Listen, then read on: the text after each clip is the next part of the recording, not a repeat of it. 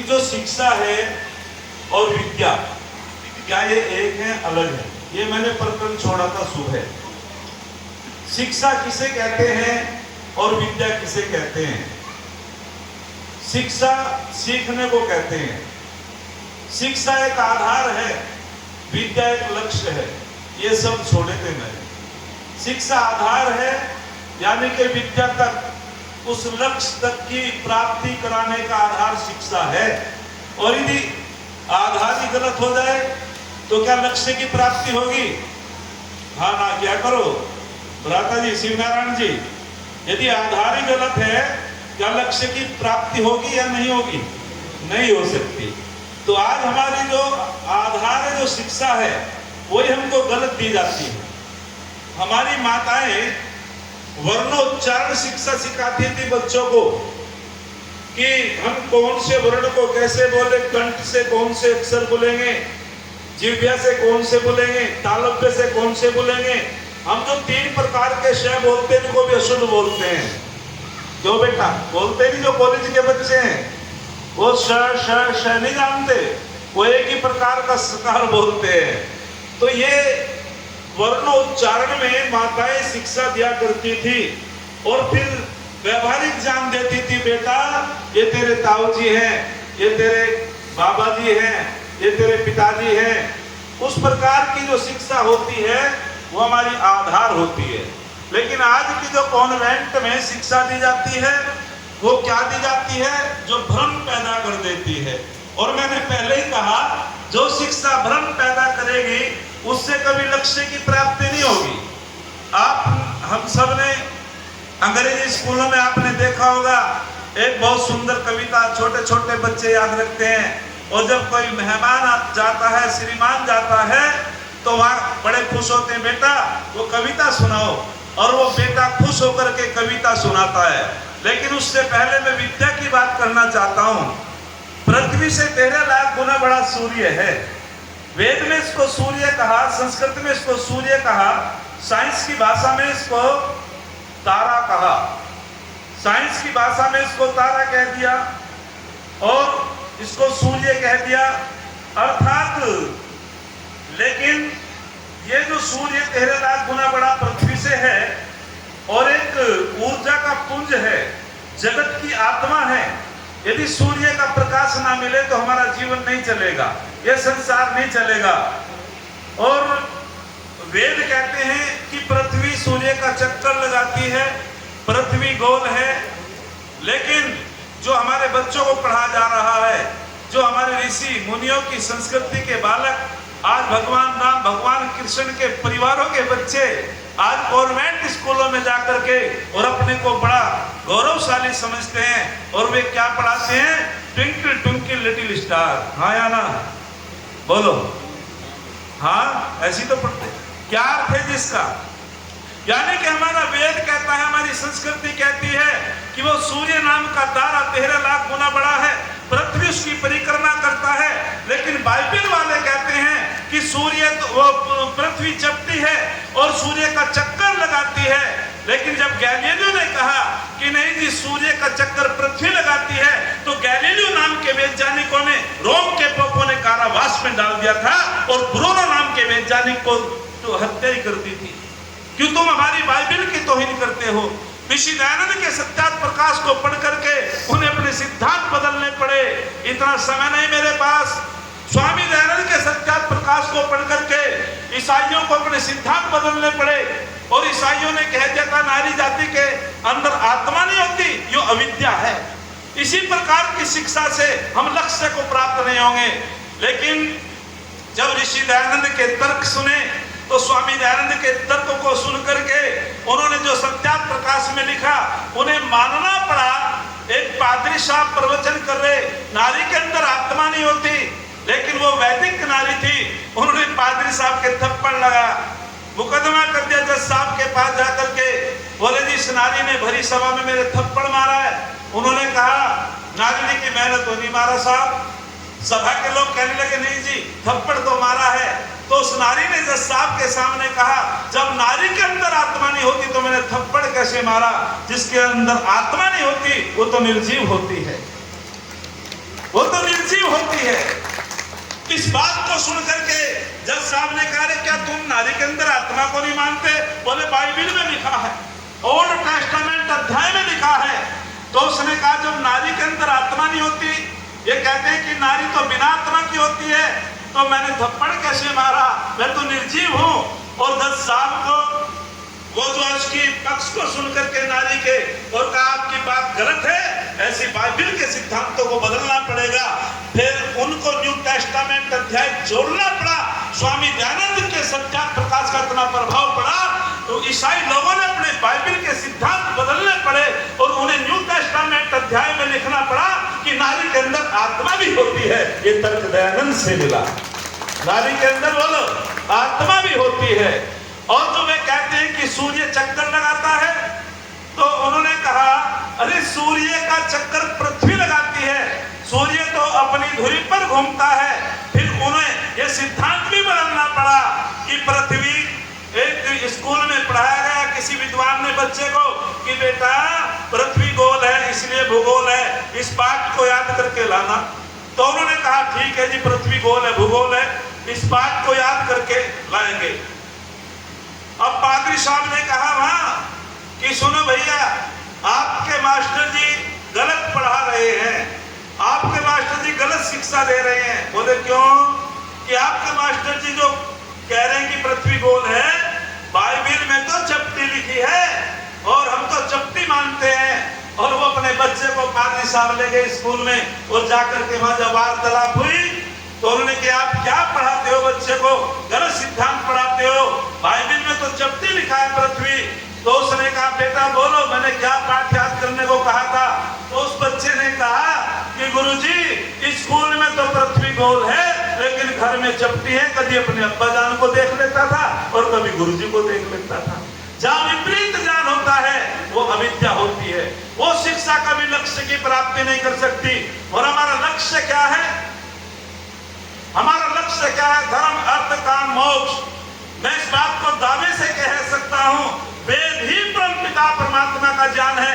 जो वैदिक उपासना करेंगे निश्चित रूप में वो अपने लक्ष्य की प्राप्ति कर सकता है। वो धर्म अर्थ काम मोक्ष की प्राप्ति कर सकता है, वो लक्ष्य की प्राप्ति कर सकता है, विद्या की प्राप्ति कर सकता है।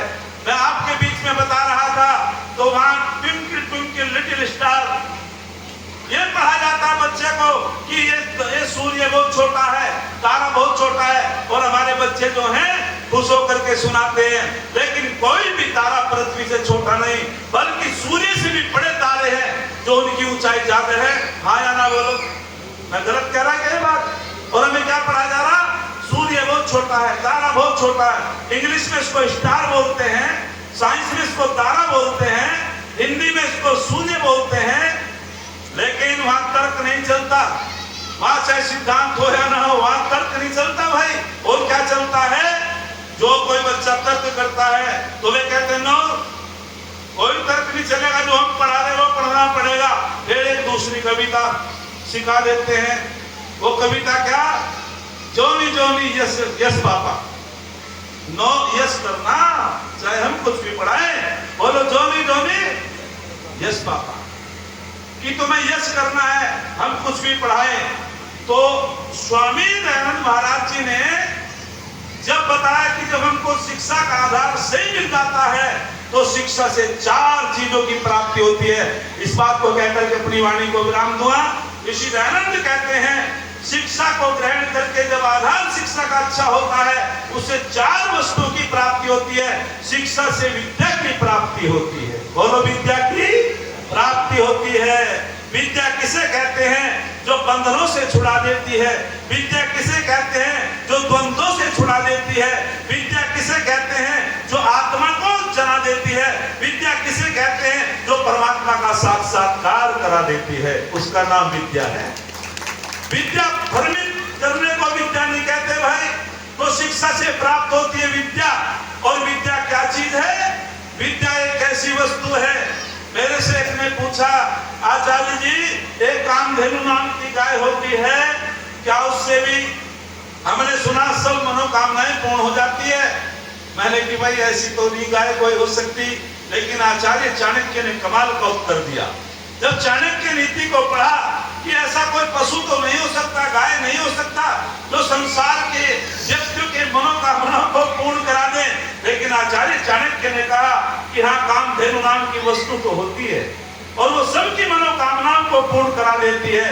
तो आचार्य चाणक्य, जब चाणक्य नीति पढ़ी, वहां से उत्तर मिला, कामधेनु गुण विद्या काले फलदायिनी प्रवासे मातृसदस्य विद्या धन भूत धन स्मृतम।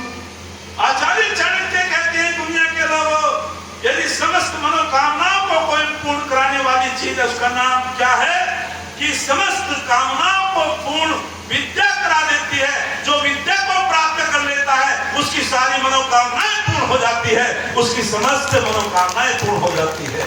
विद्या वास्तविक हमें परमात्मा तक ले जाने वाली होती है। विद्या आत्मा का गुण होता है। और फिर कहते हैं, विद्या कैसा गुण है?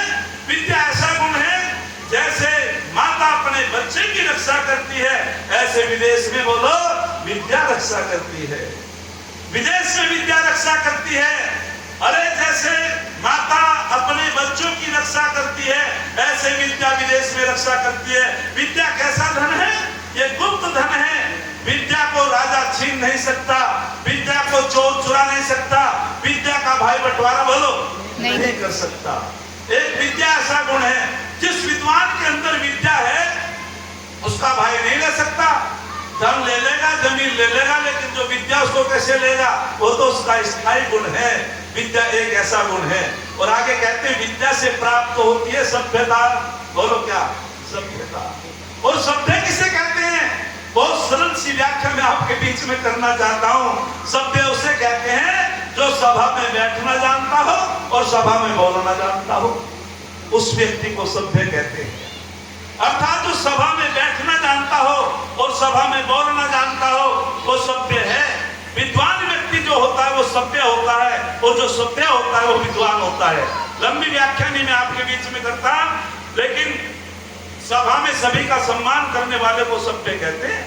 कहते हैं कि एक राजा ने एक बहुत बड़ा याग किया, जैसे चेयरमैन साहब कर रहे हैं, बड़ी श्रद्धा रखते हैं, बहुत बड़ा यज्ञ किया। उन्होंने कहा छोटे छोटे हवन तो होते रहते हैं। मंत्री साहब को बुलाया गया, जैसे लोगों से मंत्रणा करते हैं चेयरमैन साहब कि एक बड़े याग की जो है आयोजन करेंगे। बोले बहुत अच्छा। और उन्होंने जो है निमंत्रण दिया विशिष्ट लोगों को, जैसे हम सब यहाँ विशिष्ट लोग बैठे हैं, देवता लोग बैठे हैं। और जैसे उन्होंने यज्ञ के बाद भंडारा किया तो राजा के कुछ विशेष मित्र आए, और जो भंगी तामा कर्मचारी था, सफाई करने वाला, उसने सुबह से शाम तक कोई भोजन नहीं किया था, लेकिन वे कुछ लेट आए और पंक्ति लगा दी गई। नियम कुछ नहीं था, नियम ऐसा नहीं था कि यहाँ विशेष लोग बैठेंगे। वो भंगी भी बेचारा उनके बीच में जाकर के बैठ गया, भोजन परोस दिया गया। जब मंत्री आए, मंत्री ने देखा उस भंगी को, मंत्री तो मंत्री हो साहब, इतने एकड़ राजा में क्यों, इतनी मंत्री में हो, आया ना, सांसद से मिल लोगे, लेकिन जो सभ्य हो ना, उसने हमारा संचालन हमारे हाथ में छीन लिया ना। पार्टी जी ने प्रोग्राम रखवाया तो फिर सांसद साहब नाराज हो गए। मेरा कहने का मतलब ये है, असभ्य व्यक्ति वो होता है जो विद्या को नहीं जानता। उदाहरण ये है केवल, तो जी उस मंत्री ने उसको, अरे तेरी हिम्मत कैसे पड़ी, ये विशेष व्यक्ति हैं, इनके बीच में बैठ करके और तुम अलग भोजन करते। भरी सभा में उसका अपमान कर दिया और वो वहां से बिना भोजन के बाबा जी उदास निराश होकर के अपने घर लेट गया। पत्नी ने कि स्वामी जी कैसे नाराज, कैसे निराश हो? बोले सुबह से शाम तक वहाँ काम किया, यज्ञ में जितने भी वहाँ पत्थर आदि सबकी सफाई मैंने की, और जब मैं भोजन की पंक्ति में बैठा, मंत्री ने मुझको अपमानित करके वहां से भगा दिया। और वो बड़ा उदास है और कहने लगा, जब मौका पड़ेगा छोड़ूंगा बिल्कुल नहीं। छोटा व्यक्ति भी हानि कर देता है, कभी अपमान नहीं करना चाहिए। बोलो छोड़ूंगा बिल्कुल नहीं जब मौका पड़ेगा। वो कहने लगी पत्नी, मंत्री मंत्री ठहरता है, अरे हमारी क्या औकात है, हम तो मजदूर हैं। बोले कुछ भी हो। अब राजा के कक्ष में वो बुआरी लगाता था, झाड़ू लगाता था, राजा अधिनिद्रा में था, कुछ नींद आ रही थी, कुछ सो रहा था। लेकिन उस भंगी ने कहा, हमारा राजा भी बड़ा सीधा है, राजा को कुछ पता नहीं, सारी नगरी में शोर मचा हुआ है कि मंत्री की दृष्टि महारानी पे गलत है। बस इतना कह करके और कक्ष से बाहर हो गया। पर राजा की नींद उड़ गई। राजा ने कि अरे देख किस प्रकार की बातें करता है, और उसका दिमाग खराब हो गया। सारे सभासदों को बुलाया। कभी किसी की व्यक्ति के कम बात पे विश्वास मत करना, बड़े बड़े अपराध हो जाते हैं। लोग पता नहीं किस पे क्या प्रक्षेप लगा दें। बस राजा ने सभासद को बुलाया, मंत्री को बुलाया, हुक्म कर दिया कि तुझे देश निकाला दिया जाता है। बोले गलती तो बताओ, बोले हुक्म है, गलती कुछ नहीं। अब यूं कैसे कहे, सभ्य था ना राजा। तो अब राजा इस बात को तो नहीं कह सकता था कि गड़बड़ी है। और मंत्री ने जब चिंतन किया, जब किसी के साथ में कोई गलती करता है चिंतन तब होता है। बोले यार मैंने किसी के साथ गड़बड़, ओहो मैंने उस भंगी के साथ गड़बड़ की, उसका अपमान किया। अहंकार में व्यक्ति अपमान कर देता है, लेकिन चिंतन करना चाहिए। अरे अकल तो मुर्दे की पहचान होती है, और झुकते तो वे जिनमें जान होती है, झुकते तो वे जिनमें जान होती है। वास्तविक जब हम अहंकारी हो जाते हैं तो कहीं ना कहीं पाप हो ही जाता है। बस उसके मन में आया, और वो रात्रि के समय गया, भंगी के पैरों में लेट गया। बोले मुझे क्षमा कर, मेरे बच्चों का क्या होगा?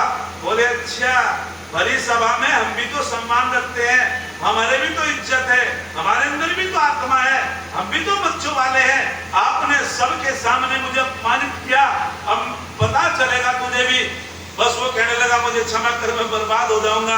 फिर उसकी पत्नी ने कहा चलो कोई बात नहीं मंत्री जी, अरे हमारी देख रेख तो मंत्री करते हैं, राजा थोड़ा आते हैं। उन्होंने सलाह मिलाई। अगले दिन फिर भंगी चला गया। उसी स्थिति में राजा है, 4-4:30 बजे का समय है, और उसने भंगन ने कहा कि स्वामी जी जान बचाओ मंत्री की, हमारी तो बड़ी सेवा करता है। बस उसने फिर भाषा बदल दी। बोले हमारे राजा भी बड़े मूर्ख हैं, इतना बढ़िया मंत्री खो दिया। राजा को गुस्सा आ गया। बोले कल क्या भाषा बोल रहा था, अब क्या भाषा बोल रहा, बड़ा मूर्ख है। अरे क्या कह रहा? बोले मुझे कुछ पता नहीं मैं क्या कह रहा। उसके घर वाले बुलाए, पत्नी बुलाई, पत्नी ने उसने कहा इसके दिमाग में गड़बड़ है। बोले सारी रात हमें नहीं सोने देता तो बड़बड़ा मैं, पता नहीं क्या क्या बड़बड़ाता है। आपने इसकी बात सच मान ली क्या? इससे तो हम ही परेशान है। बोले वारे बात मूर्ख, इतना अच्छा मंत्री खो दिया। मंत्री को बुलाया गया और फिर उस भंगी को सम्मानित किया। मंत्री ने गलती क्षमा मांगी। वही सभ्य होता है जो सभा में जाकर के सारे सभासदों का सम्मान करता हो। वो असभ्य होता है जो सभा में किसी का अपमान कर देता हो।